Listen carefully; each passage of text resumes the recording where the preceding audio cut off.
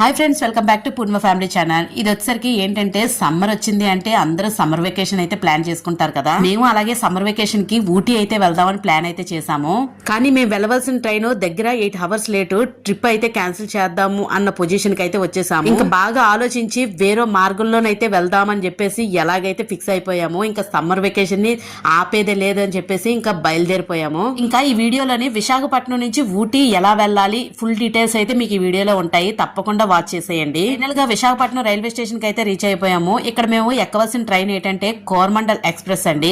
అయితే ఈ కోరమండల్ ఎక్స్ప్రెస్ మాకు ఎర్లీ మార్నింగ్ 3:30 కి అయితే ఉంటది. అలాంటిది 8 hours లేట్ అవడం వల్ల మాకు మార్నింగ్ 11:50 కి అయితే వచ్చిందనమాట ట్రైన్ ఎగ్జాక్ట్ గా. అయితే ఈ కోరమండల్ ఎక్స్ప్రెస్ ఎక్కి మేము చెన్నైలో అయితే దిగాలి. అక్కడి నుంచి కనెక్టింగ్ నీలగిరి ఎక్స్ప్రెస్ అయితే ఎక్కాలి. మేము దగ్గర స్లాగ్ టైం అయితే 4 hours అయితే డిఫరెన్స్ లోనే పెట్టాము. కాకపోతే ఈ కోరమండల్ అనేది ఎప్పుడూ లేదండి, ఇంత ఘోరంగా లేట్ గా అయితే వచ్చింది మేము బయలుదేరిన రోజు. ట్రైన్స్ ఎప్పుడు ఒకేలాగా ఉండవు టైమింగ్స్, ఒక్కొక్కసారి కరెక్ట్ టైం కే వస్తాయి, ఒక్కోసారి కొంచెం 1 hour 2 hours డిలే అవుతాయి.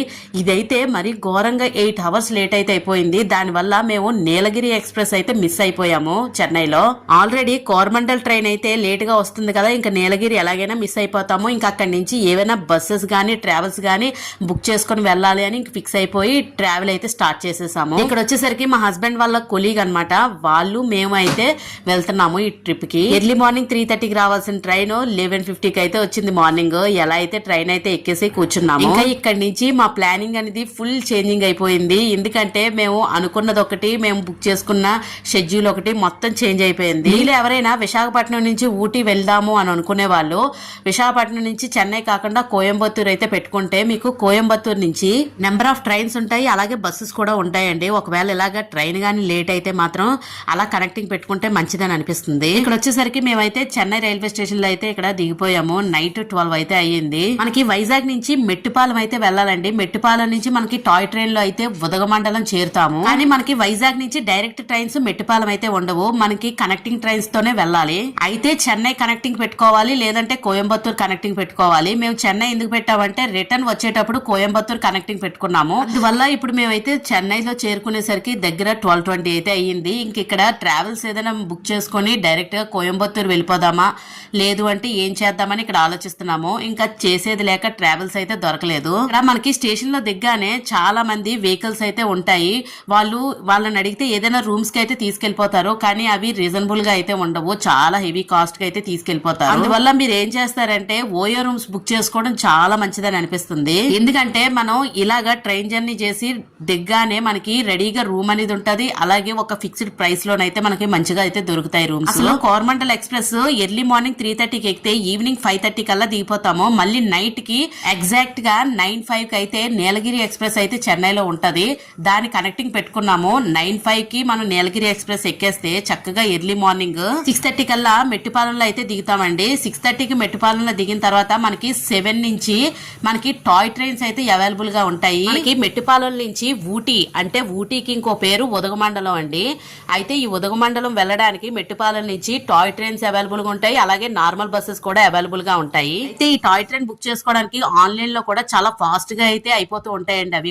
అవి కూడా చాలా ఫాస్ట్ గా బుక్ చేసుకోవాలి మీరు, లేదు అంటే టాయ్ ట్రైన్ ఎంజాయ్మెంట్ కూడా పోతుంది. ఓన్లీ అక్కడ బస్సెస్ ఉంటాయి, ఆ బస్సెస్ ఎక్కేసి మనం డైరెక్ట్ గా ఉదగమండలం ఎక్కాలి టాయ్ ట్రైన్ గాని మిస్ అయిపోతే. దీని వల్ల మేము టాయ్ ట్రైన్ మిస్ అయిపోయాం, నీలగిరి ఎక్స్ప్రెస్ మిస్ అయిపోయాం, ఇలాగా 2 ట్రైన్స్ అయితే మిస్ అయిపోయాం. దానివల్ల ఇప్పుడు చెన్నైలోని నైట్ దిగిన తర్వాత మేమైతే ఇలాగా ఓయో రూమ్స్ అయితే తీసుకొని నైట్ అయితే రెస్ట్ తీసుకొని ఇంకా ఎర్లీ మార్నింగ్ టిఫిన్ చేసేసి మళ్ళీ ఇలాగా రిటర్న్ అయితే బయలుదేరిపోయాము.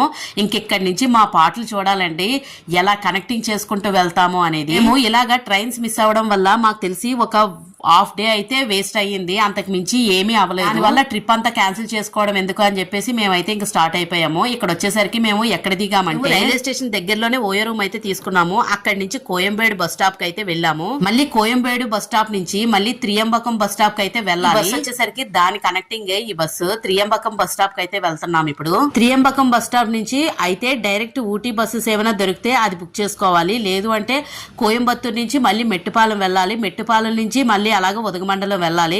ఇలాగే ఇన్ని కనెక్టింగ్స్ చేసుకుంటూ వెళ్ళాలి. ఇప్పుడు మేము కేవలం ఒక ట్రైన్ లేట్ అవడం వల్ల ఇంకో ట్రైన్ మిస్ అవడం వల్ల మా పాటలు అయితే ఇలా ఉన్నాయి. మీలో ఎవరైనా ఇలాగే ట్రైన్ మిస్ అయితే మాత్రం అస్సలు డిసప్పాయింట్ అవ్వకండి. మనకు అక్కడి నుంచి కనెక్టింగ్ చాలా దారులు అయితే ఉంటాయి. మహా అయితే ఒక హాఫ్ డే లేట్ అయినా, అందుకేనండి టూర్ ప్లానింగ్ చేసేటప్పుడు కొంచెం స్లాగ్ టైమ్ మనం ఉండేది పెట్టుకోవాలి, అలాగే ట్రైన్స్ కి కూడా పెట్టుకోవాలి, లేకపోతే ఇలాగే బుక్ అయిపోతాము. ఫైనల్లీ త్రియంబకం బస్ స్టాప్ కి అయితే వచ్చేసాము. ఇది చూస్తే ఎయిర్పోర్ట్ లాగా అయితే కనిపిస్తుంది. చాలా పెద్దది, చాలా బాగుంది బస్ స్టేషన్. మేము ఎర్లీ మార్నింగ్ 10 కి అయితే వచ్చేసాము. ఎందుకంటే మనం ఎంత ఎర్లీగా అసలు టైం అయితే వేస్ట్ చేయకూడదు అని చెప్పేసి, ఎంత ఎర్లీగా బయలుదేరితే అంత మంచిదని చెప్పేసి 10 కి అయితే వచ్చేసాము. ఇక్కడ కూడా ఒక మిస్టేక్ అయితే జరిగింది. త్రియంబకం బస్ స్టాండ్ నుంచి దగ్గర ఊటీకి 2-3 బస్సెస్ అయితే ఉంటాయటండి. ఆ బస్సెస్ అయితే ఫుల్ అయిపోయాయి. అందరూ ఆన్లైన్ లో అయితే చేసేసుకున్నారు. మీరు ఎప్పుడైనా ఇలాగా ట్రావెల్స్ జర్నీ చేసేటప్పుడు ఇలాగా బస్సెస్ గాని బుక్ చేసుకోవాలంటే ఇలాగ ఆర్టీసీ బస్సెస్ కూడా మనకి ఆన్లైన్ లో అవైలబుల్ గా ఉంటాయి టికెట్స్.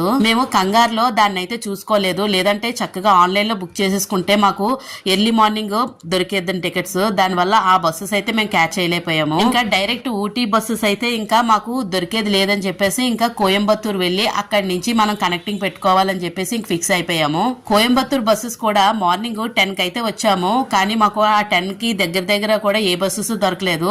మాకు 3 కి అయితే బస్సు ఉందని చెప్పేసి అన్నారు. అయితే సరే ఇంక చేసేది ఏమీ లేదని చెప్పేసి బస్ టికెట్ అయితే 3 కి బుక్ చేశారు. కానీ ఈ త్రియంబకం బస్ స్టాండ్ అయితే చూడడానికి 2 కళ్ళు చాలలేదు, అంత పెద్దది. ఒకవేళ ఇన్ కేస్ ఇలాగా ట్రావెల్ మిస్ అయిపోయి మనం వచ్చి స్టే చేయాలి అంటే మంచిగా అయితే ఉంది బస్ స్టాండ్. అలాగే ఇక్కడ వచ్చేసరికి మనకి ఫుడ్ అయితే అవైలబుల్ గా ఉంటది. స్నాక్స్, ఫుడ్ అన్ని చక్కగా దొరుకుతాయి. ఇంకా 10 నుంచి 3 వరకు ఇక్కడే ఫుడ్ తింటూ ఇక్కడే స్టే చేసి ఉన్నాము. అయితే ఇంకో విషయం అండి, తమిళనాడు గవర్నమెంట్ ఒకసారి అనౌన్స్ చేసింది కదా, ఆడవాళ్ళకి అందరికి లేడీస్ కి బస్సెస్ ఫ్రీ అని చెప్పేసి. అయితే మేము చెన్నైలో రూమ్ తీసుకున్నాం కదా, అక్కడి నుంచి మేము కోయంబేడు బస్ స్టాండ్ కి చేరడానికి ఒక బస్సు అయితే ఎక్కాము. మాకు తెలీదు అది లేడీస్ కి ఫ్రీ బస్ అని చెప్పేసి. తీరా ఎక్కిన తర్వాత టికెట్ అయితే చేతిలో పెట్టేశారు. ఏంటి టికెట్ చేతిలోకి ఇస్తున్నారని చెప్పేసి చూసేసరికి లేడీస్ కి ఫ్రీ అమ్మా ఈ బస్ అని చెప్పేసి అన్నారు. అంటే వైట్ బోర్డు బస్సెస్ ఫ్రీ అంటండి తమిళనాడులోని. మీలో ఎవరైనా వెళ్తే మాత్రం తప్పకుండా వైట్ బోర్డ్ బస్సెస్ ఎక్కితే మాత్రం లేడీస్ కి అయితే ఫ్రీ. అలాగే మెట్టుపాలెం నుంచి టాయ్ ట్రైన్ అయితే బుక్ చేసుకున్నాం కదా, అది కూడా క్యాన్సిల్ అయిపోయింది. మెట్టుపాలెం నుంచి టాయ్ ట్రైన్ దగ్గర 4 hours అయితే ఉంటది. అంటే మామూలుగా 2 hours లోనే వెళ్ళిపోవచ్చు, 1.5 hours బస్సులో అయితే. కాకపోతే ఈ టాయ్ ట్రైన్ ఏంటంటే ఇంజిన్ దవ్వడం వల్ల స్లోగా వెళ్ళి మనకి మంచి లొకేషన్స్ అయితే చూపిస్తుంది.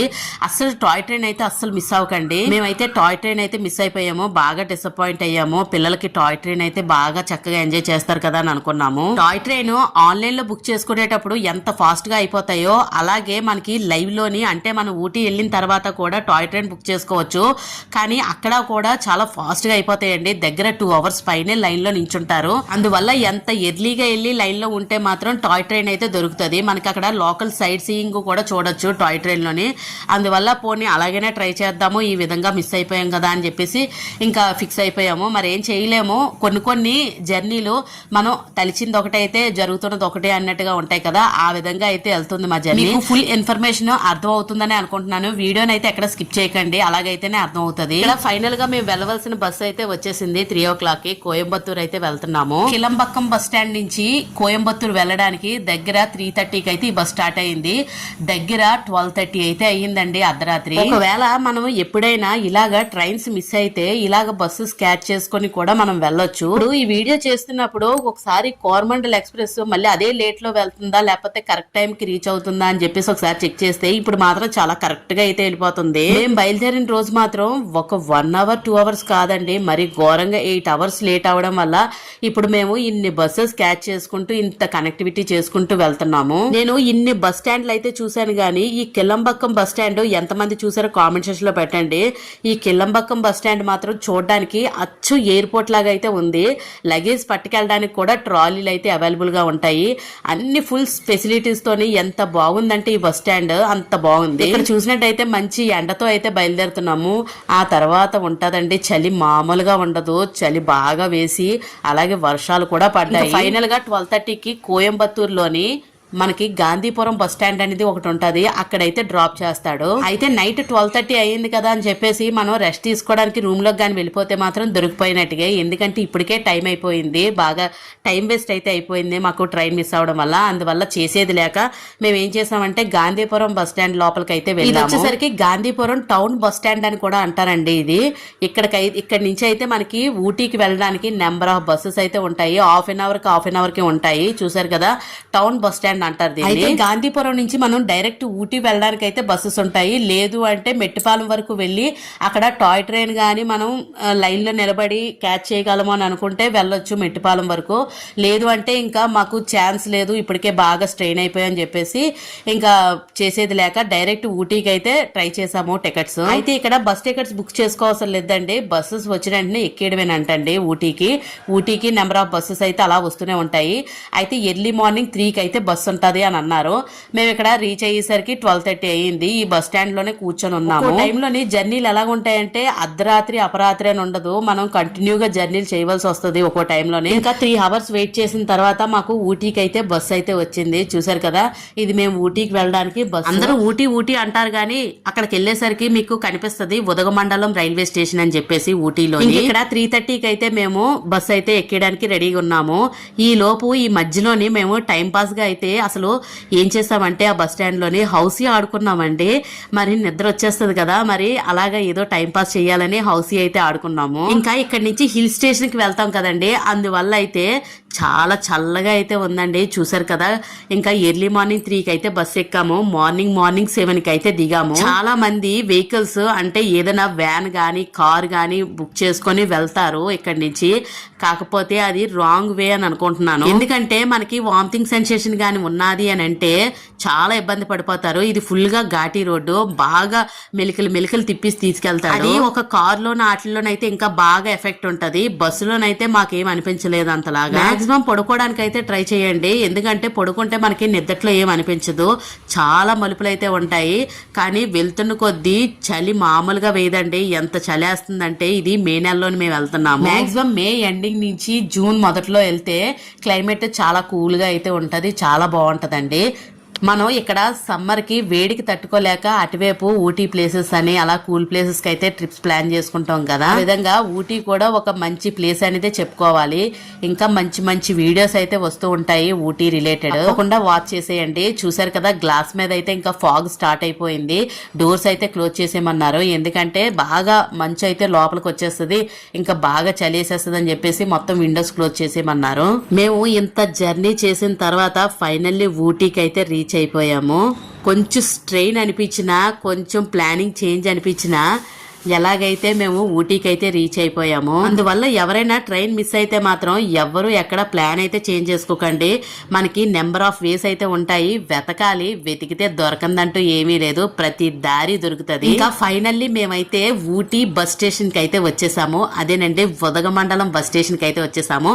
దీని పక్కనే రైల్వే స్టేషన్ కూడా ఉంటది, అన్ని దగ్గరలోనే ఉంటాయి. ఇంకా ఇక్కడ నుంచి ఊటీలోని మేము ఎక్కడ రూములు తీసుకున్నాము, ఎక్కడెక్కడ తిరిగామనేది ఫుల్ వీడియోస్ అయితే మీకు కంటిన్యూగా వచ్చేస్తూ ఉంటాయి, ఎక్కడ స్కిప్ చేయకండి. చూసారు కదా, ఇంకా బాగా అలసిపోయి అయితే ఉన్నాము, ఎక్కడ జర్నీ అయితే ఆపలేదు, తగ్గేదే లేదని చెప్పేసి ఇంకా ఫైనల్ గా ఊటీలో అయితే అడుగు పెట్టేశాము. ఊటీలో ఉన్న మంచి లొకేషన్స్, ప్లేసెస్ ఇంకా కంటిన్యూగా వీడియోస్ వస్తాయి. మీకు ఈ వీడియో నచ్చితే లైక్ చేయండి, షేర్ చేయండి, సబ్స్క్రైబ్ చేసుకోవడం మాత్రం అస్సలు మర్చిపోకండి. Thank you for watching.